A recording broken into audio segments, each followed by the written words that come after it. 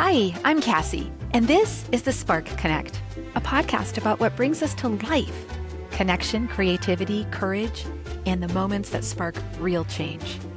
I'll be your host, bringing my experience as a speaker, consultant, and lifelong believer in showing up as your full self.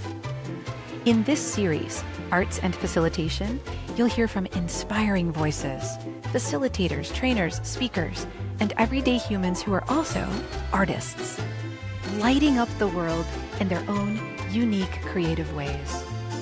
This is your space to reflect, reset, and reignite, because the spark is already in you. Let's light it up.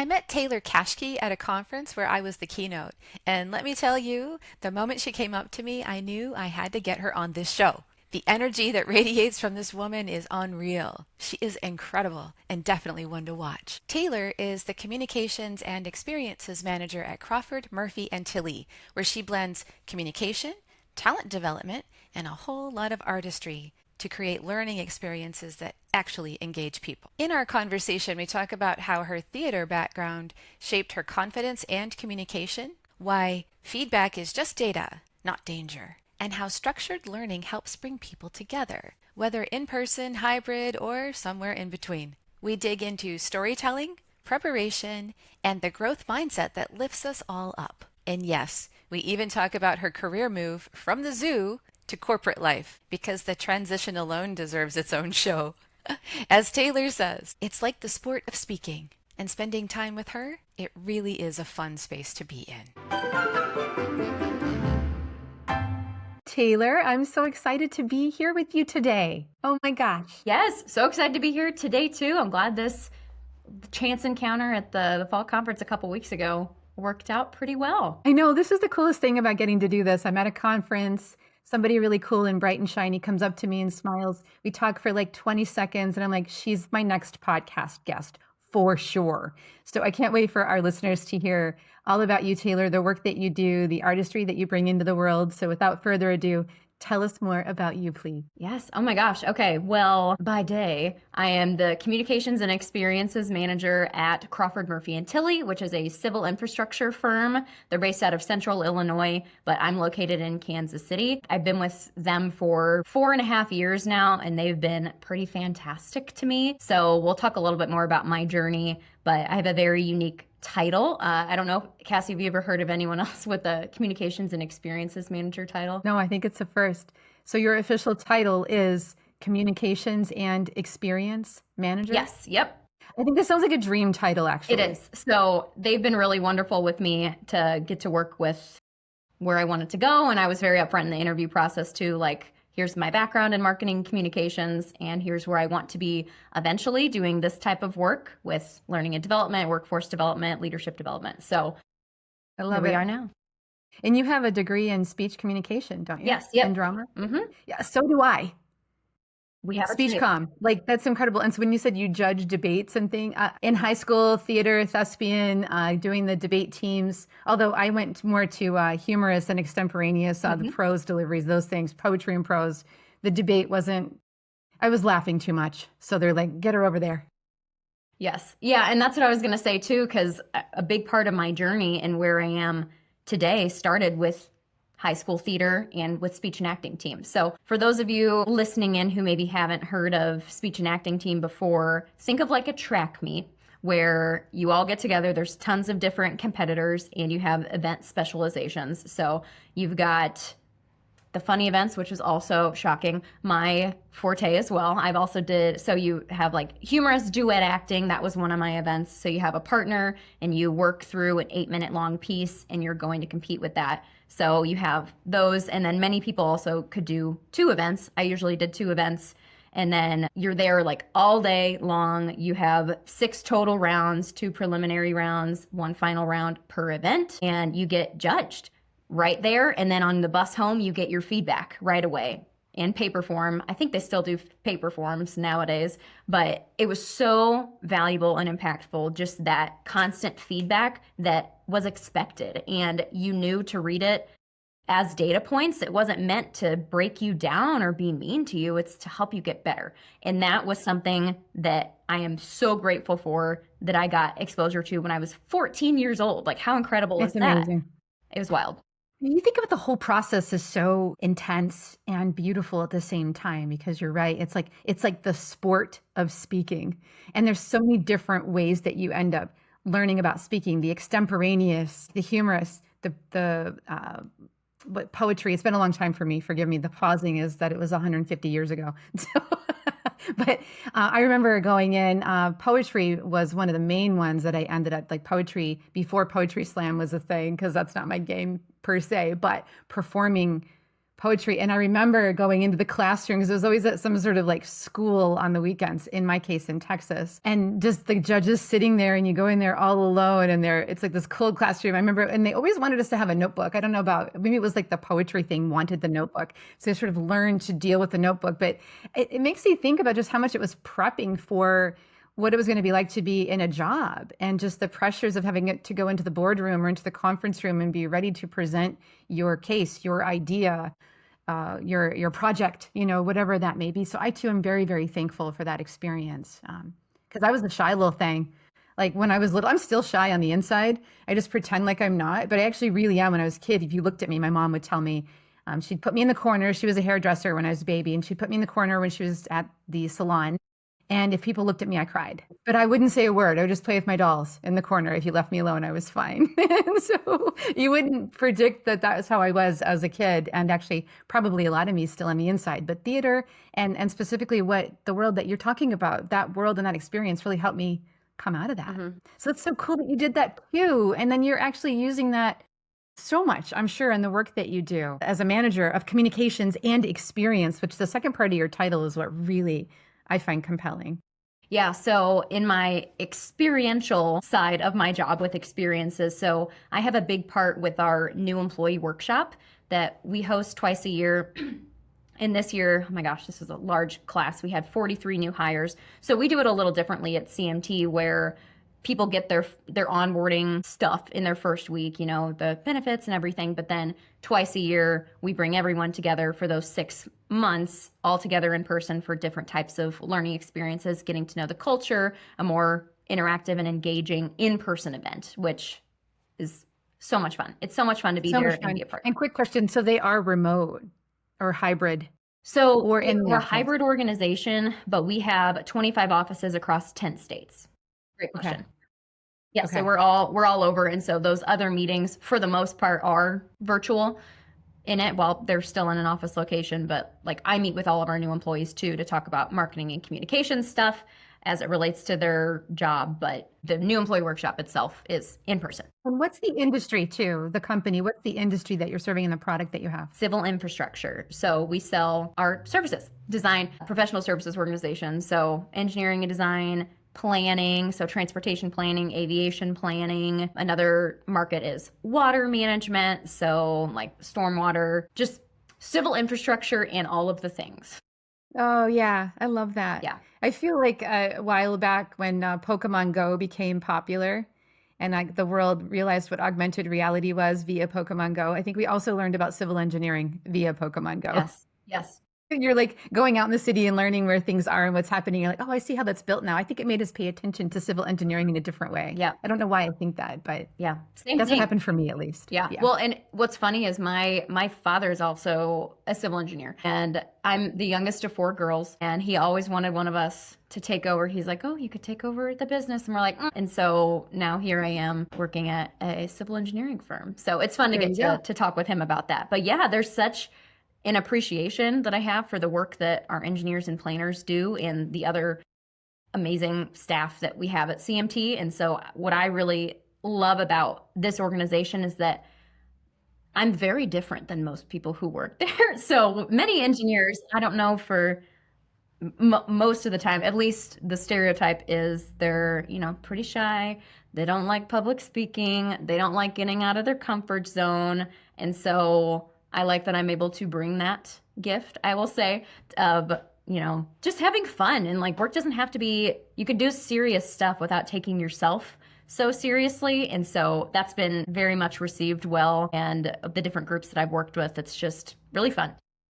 Oh, it's so neat. I mean, that's a good point that you bring up. That's the artistry. That's you being 100% you within this world that maybe traditionally doesn't come together or people wouldn't think comes together, but it works so nicely. And it's interesting to hear about how people are accepting it and leaning into it and wanting that from you. Yes. I'm sure they want that from you. Why would they not? They do. So it's been really Yes. fun. And one big project that we've been working on, gosh, I guess almost 2 years now, is our group manager training. So it's kind of hard to explain, but group manager training, like our engineers, I'll use that as an example, report up regionally to their Kansas City water group manager. And then the manager reports up to the director of their whole business unit. So the whole water institute. So that is the group I'm talking about with that. But with our group manager training that we've been working on the past 2 years, that's been quite an endeavor to put together because we hadn't had any formal leadership training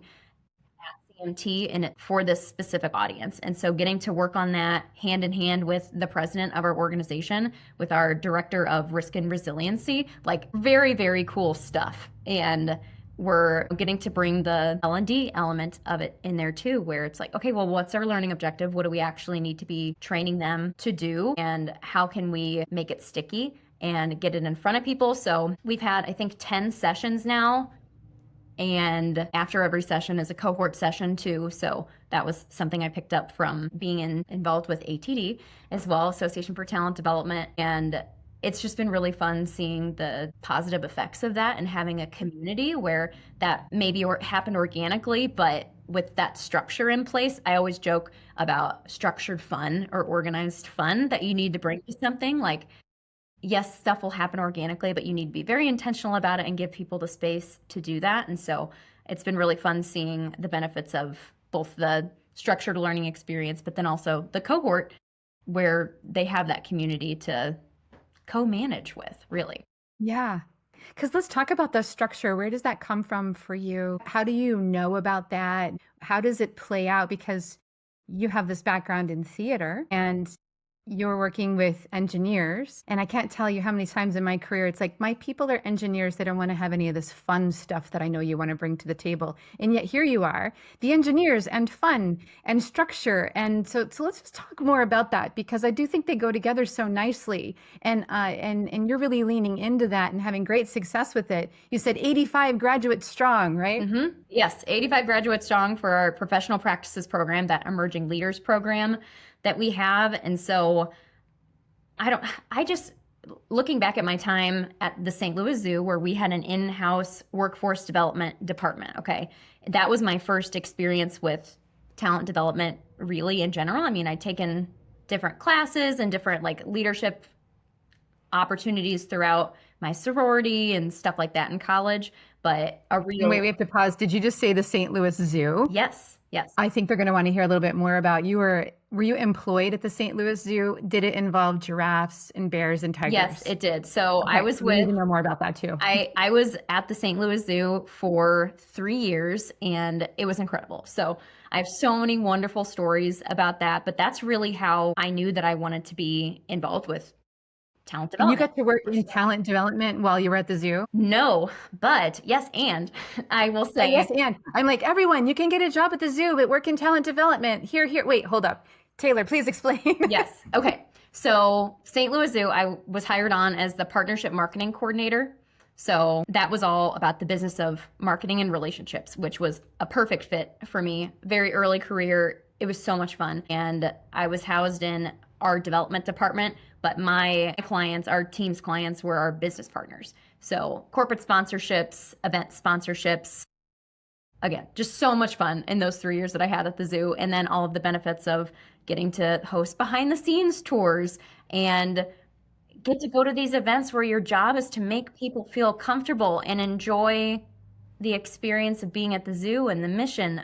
Oh my gosh, just so incredible. Yeah. And so it's got to be, I'm just like, my mind is like, I just randomly said penguins. So I'm thinking, oh my gosh, just animals bring so much joy. I think even before you and I began recording today, we were talking about our pets and the different animals and wildlife that are in our lives and just the joy that it brings. It's just amazing. It's so cool you got to work at the zoo. Yeah. What a fun It was Beautiful experience. amazing. And just the whole different types of people there, because we were on the corporate side, but then there's also animal division, and then there's facilities. So it's a whole town in itself being And at. so how does the zoo then lead to the talent development? And then let's get back to the structure, because I Yes. think people find it quite interesting about, we get a lot of like, don't do those icebreakers and warm-ups. It's too fun. But then when you add the word structure and you start to add the other things that start happening, which are a must, it gets a little different. And this is how we can be successful with those kinds of experiences. Yes. So Yeah. yeah. So the catapult for me when I was at the zoo, because we had that in-house workforce development department, my manager at the time, she kept telling me even before what I'm about to say happened, she's like, I want you to be more proactive and not reactive. And I was like, okay, like I hear you, but like, you know, I'm still early career. I'm only a year and a half out of school. What does that mean? Right. And so she's like, there's actually a Franklin Covey 5 Choices to Extraordinary Productivity course that is going to be a pilot program here at the zoo. I think you should take it. And I was like, okay, always here for learning and growth mindset. So I took it, and that changed my life, truly changed my life, because not only was, well, as we know in this community, Franklin Covey is a legend, that whole institution and all of that work that goes into those wonderful learning experiences. So I got to experience that, but then it also helped me in my work. It helped me in my relationships, knowing the different roles that you can play. You should add this to your resources because it's also a book, The 5 Choices to Extraordinary Productivity. And Okay. so Yeah, they we'll turn get it that in the show into notes. a learning experience. But I got to go through that and loved it. You can see my eyes light up right now too. And at the time, workforce development manager, he's now the director, but he's like, hey, you seem to really get a lot out of that. And I was like, you are correct, sir. So he asked me to lead a lunch and learn for that. And so I was like, okay, fully game for this. And so getting to put together that learning experience for some people, and I think there were like 15, 20 people who attended it, but I had so much fun, not only developing the content, but leading that session. Huh. Oh my gosh. And then I was like, It's like putting on a show. You like get to put on the whole production, and it's so related to what we grew up with and what we love to do. yes.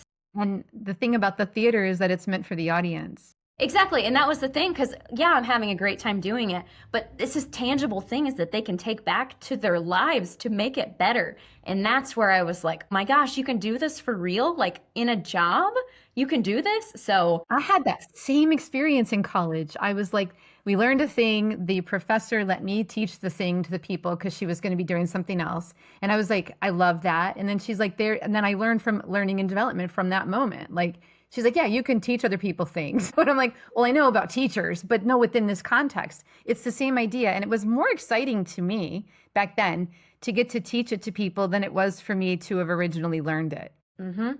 Like I loved learning it, of course, but then I was more excited to then share what I had learned with other people. And it's like that was that first moment of, oh, I'm a trainer. There it is. Yep, exactly. And so since having that experience, then another fun fact of my time at the zoo, they had a house band, and I ended up being one of the lead singers in this house band. And Oh, so you're a singer too, not only an Yeah. actor, but also a singer. yeah, lots of Oh. performance running through these veins here all the time. I love it. But one of my bandmates was and is now the workforce development director at the zoo. Are you in a band now? I'm not right now, but the band is still up and running after I left St. Louis and came to Springfield and then Kansas City. Oh, So he's one of my mentors in L&D. And so every once in a while we'll get together and, talk shop, if you will, about that. as a vocalist, just as a little side note, what do you like to sing? What's the genre? I mean, if given the choice, musical theater. If given the choice, but I also want to be a crowd pleaser, Celine Dion. Oh. Interesting. Do you also employ the air guitar when you do Celine? No air guitar needed for Celine, in my opinion. She's very good at the air guitar, Celine. Oh my gosh. Her physicality is amazing. When I saw the packet and then the question, you're like, who inspires you in the art? Celine Dion, of course. Oh, she's so unbelievable. physical with her singing. Oh my gosh, just Yeah. amazing. She's amazing. I'm having images right now of her jumping in on that air guitar, and she comes in on one leg and she comes in on the stage doing that. It cracks me up. I need to see that clip. She's amazing. But that's neat. And that's quite a voice. And that's who you like to sing. Yes. Yeah. That's incredible, Taylor. She's one of the most amazing voices of all time, Yeah. right? And that's Wow.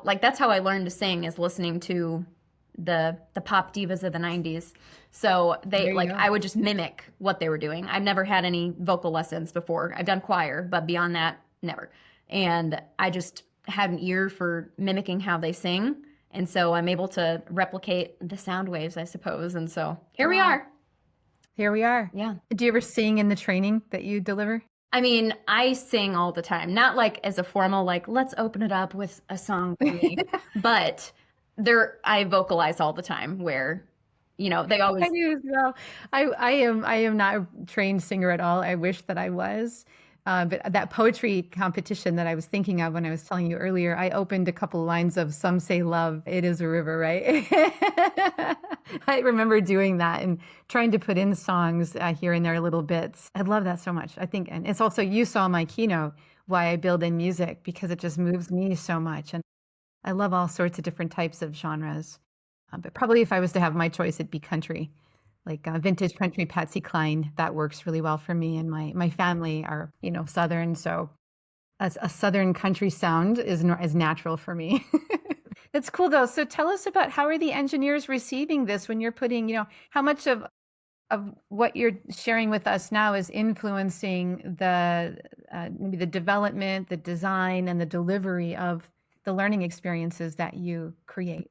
well, a philosophy that I have, and also you talk about it in your keynote, Kassy, too, but what can I say or do that they could have said and done on there? So that's something I always think of when I'm designing an experience and developing talking points, because I don't facilitate all of these sessions for group manager training. For the most part, that's our president, and then a few other subject matter experts that we bring in internally to do that. And so when we're developing talking points, I try my earnestly hardest to influence and have that be an engagement piece. Like, what can we have them come off mute and say? Because those are, for the most part, virtual. There are a couple of in-person opportunities for group manager training, but most of the time it's virtual. And when it is virtual, as you know, it's harder to pay attention.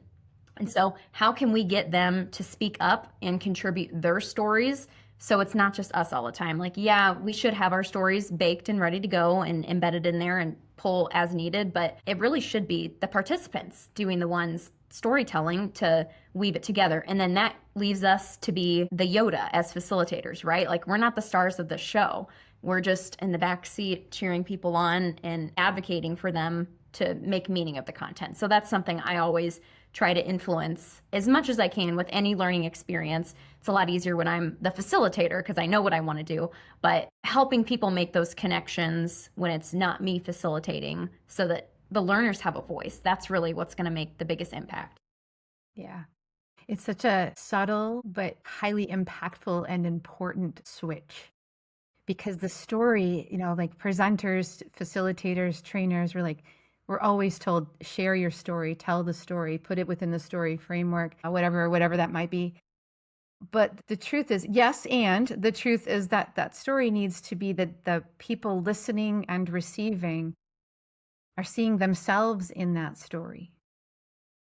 And so to go back, like, I know for me, a process might be that I will share what I'm thinking, what I'm doing, what the situation was, what the process is. Like when I'm first designing, I'll just put that out there. Like, this is the stuff. And then I go back and I revisit, what's the point of the sharing of this stuff for them? Mm-hmm. And then I tack on the opening so that we are leading to that point, and then we gather back to the points. The meat is in the middle of what I want to do, but then I always go back over it. And so I do allow myself in the beginning to just let it be, but I go back. Yes. Because otherwise I'll just fall into that trap of all about me. Yes. And I don't mean to do that. But if I don't strategically think through it, then it's just what you do. But I've got to think about, why do they care about this? What's the point for them? Why am I sharing this? Because otherwise it'll just be that I shared it. But it has to be that I shared it because for you, what might that do or mean, or whatever it may be, whatever angle we're going at. Absolutely. And something else, I have matured in my instructional design and facilitation too, because I did, why I first gravitated toward facilitation is because I am very comfortable in front of a crowd, and a lot of people aren't. And I'm like, okay, good. Like, something that comes naturally to me. Good. Give me the responsibility. Happy to do it.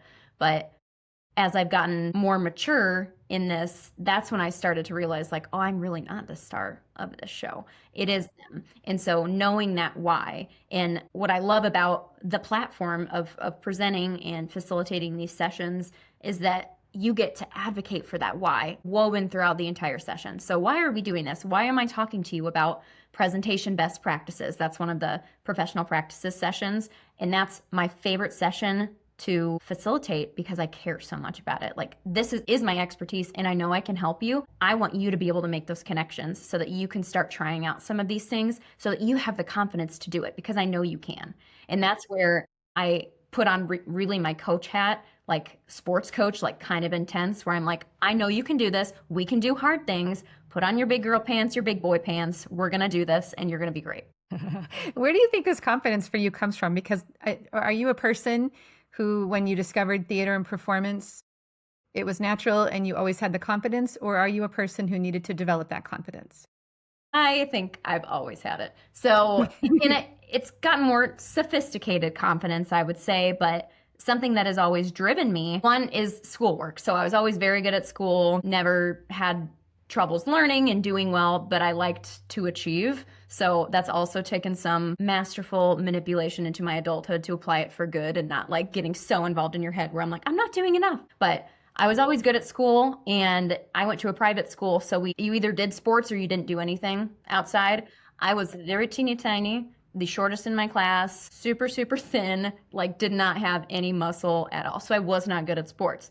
But what I was good at was choir and performing. And then I also sang in my church, my home church, for a number of years. That confidence, that was where I could really shine. Like, okay, I've got this. Like, I know that I have the skill, but then I also put in the time to practice. And I think that really is where my confidence comes from, because I mean, you even saw when I joined the call an hour early because I wanted to make sure my mic worked. Like, I wanted to make sure everything was good to go. And so everything I can do in my power to make sure I'm set up for success, my teammates, my co-stars on the stage, like anything that I can do to help streamline something, I'm going to do. And that's also something that I think I learned in theater and improv, and that I bring into work every day, is that I know people can count on me, but I also put in the work to make sure that I put myself in a position to be counted upon too.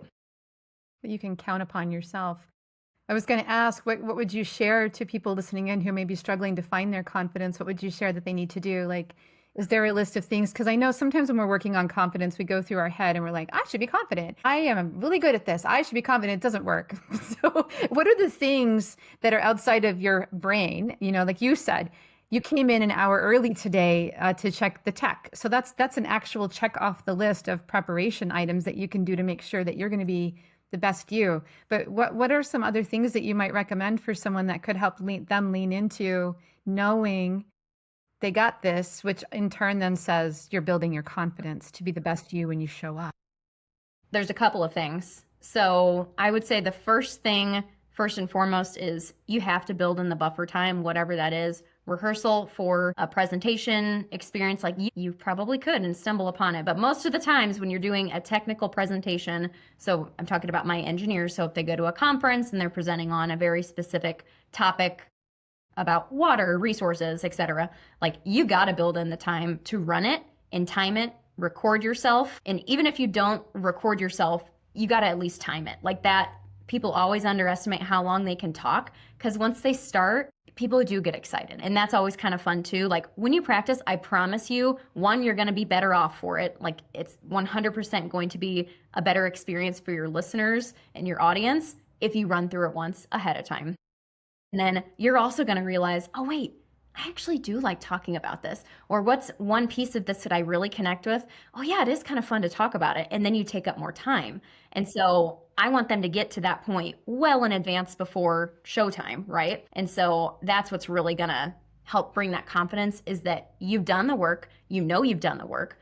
Just enjoy and be in the moment. So that's my biggest piece of advice, is actually rehearse and practice. Put in the time so that you can shine. It's such a fundamental part of what I know to be true and what I also lean into. However, I have experienced throughout my career a lot of resistance to that idea, you know, especially when working with subject matter experts, or maybe, executives or leadership, like people to say, I don't have time for that, or and that's mainly the main thing that comes up. I don't have time for that. And so what would be your advice for helping people maybe get others to lean into that too when it's necessary and impacts their own performance? That's tricky, right? And it's hard when you're working with people very high up in the organization as well. And so I think as long as you frame something as a small test, that always seems less assuming and less of a commitment to do something. So what I mean by that is I'll share an example. One of the group managers who we work with quite a bit is based out of Indianapolis. And so there's public hearings and public meetings that he does quite often, and probably at least 5-ish times a year. And so since we started working with him in our role for presentations, I don't remember how it came up, but I'm sure it was like, oh, can we do a dry run? And we were like, yes, we would love that. So I think that did come from him. But if you phrase something as, oh, hey, we've done this successfully with so-and-so out here, how would you feel about scheduling a dry run 2 weeks beforehand just to stumble through it so we can time you, we can give you any light feedback about something, and then that way you'll be more prepared for next time. So that's usually perceived very well. And then of course there's going to be times where people are like, no, I don't have time for that. And then it's knowing when to push and pull a little bit, where sometimes you're saying, no, I think we should do this. And other times it's okay. Well, depending on the level of stakes that we have here, we'll try again next time. It's not easy, but it is so valuable. And if you can, what I heard you saying as you were describing that was a little bit of what we were talking about prior to that, where you've made it about them.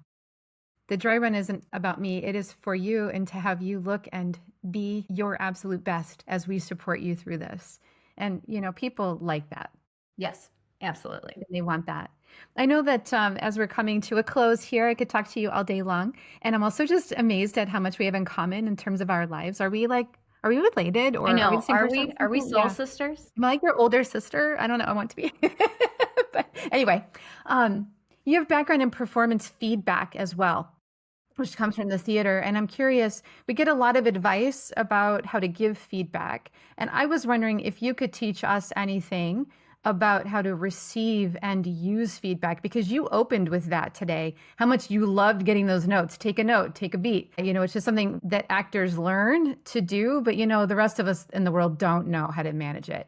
And a lot of people have post-traumatic stress unofficially over feedback that they've received. So how do we deal with feedback, and what would you give us as some advice on that? I read a really good LinkedIn post just the other day about this, and I think it sums it up pretty nicely.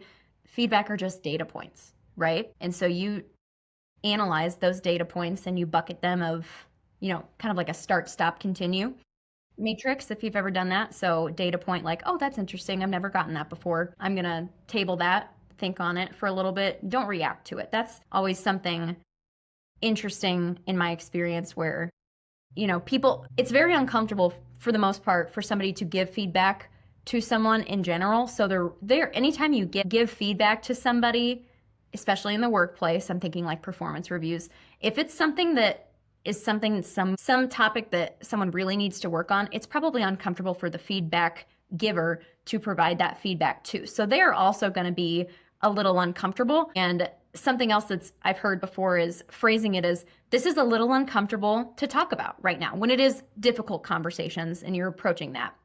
So starting off with, yeah, this is kind of a challenge, and please forgive me as I stumble through this right now. So just leading with empathy a little bit. It's just humanity. This is not going to be comfortable. And I think what you're saying when you admit that is, and I'd really like us to be able to work through it. Mm-hmm. Right. This is difficult and it's uncomfortable, and I'm still here and I want to get us through it. And how can we help each other get through that? How can I support through this as I share? Yeah. What I must. Mm-hmm. Yeah. And something too, because not every piece of feedback is going to be a glowing review, right? Sometimes it is, and that's great. And that's wonderful. And you can put that in your, can factually say, I got this. I bring the energy. I know that about myself because of one, how I feel, and two, the numerous comments that I've gotten in my life about that. But then for the trickier things where it might be a stylistic choice where you kind of weren't expecting it a little bit, just taking a beat, listening, really listening to what they're having to say to you in that moment, and how it's always been phrased to me too in any of those difficult conversations that managers have had to have with me too. They phrase it in a way where we know that you have a growth mindset right now, and this is why I'm sharing this with you, because we know that that drive is there. And so I want to walk you through this right now just for your visibility and as a data point too. And I really appreciated that.